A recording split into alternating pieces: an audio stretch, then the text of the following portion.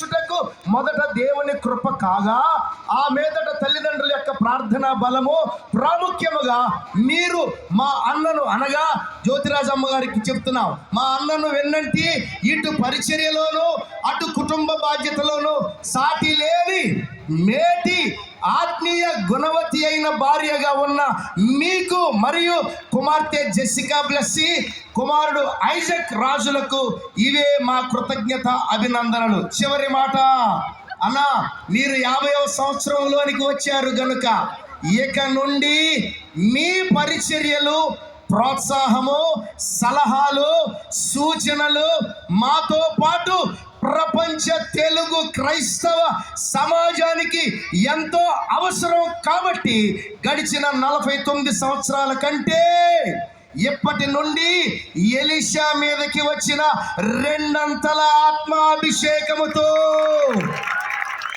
యవనులకు యోసేపు వలె, నాయకత్వానికి మోషే వలె, విధేయతకు ఇస్సాకు వలె, వాక్య పరిచర్యలో పౌలు వలె వాడబడాలని మనసారా కోరి ప్రార్థించుతున్నాం.